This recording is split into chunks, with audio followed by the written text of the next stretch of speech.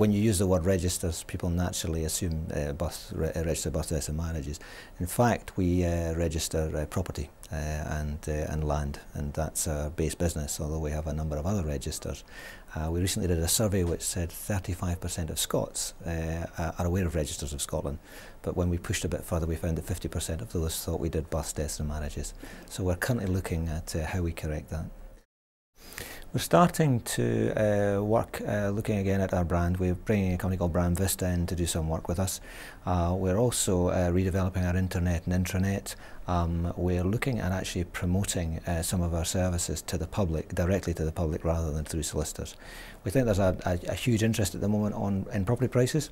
We also have an ability to allow you to go and search by postcode and find out what's happening in terms of houses being sold in your area. At the moment we charge £3.88 for that on a site called Scotland's House Prices, but we're about to make that free and move it to ros.gov.uk. And I think the other thing to say to you on house prices is that other organisations put out house price information, such as the lenders, the building societies, but in fact they use about a very small percentage of the actual sales in Scotland, whereas of course we have everything. So whereas they might use 1,500 properties in Scotland, we might be using 15 to 20,000. So we would argue our figures are far more complete.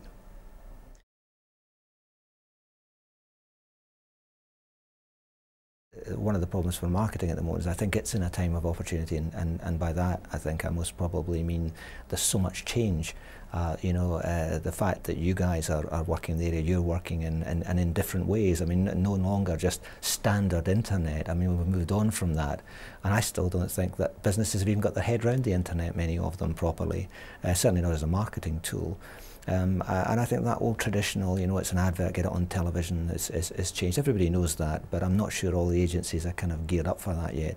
So I think that at the moment marketing's still struggling to kind of find its way forward. And I think a lot of people are worried about it, but actually I think it's a fantastic time to be working in the sector. I think we've got some wonderfully creative agencies, and I don't just mean advertising agencies, I mean web companies and so on. I mean the fact that we've got some of the best games in the market being produced in Scotland, I think is a fantastic testimony to what goes on here.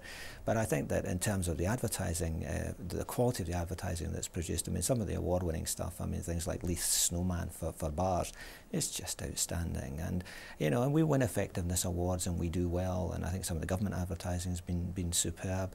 So I think there's a lot of really good people out there. I think they're concerned about their future.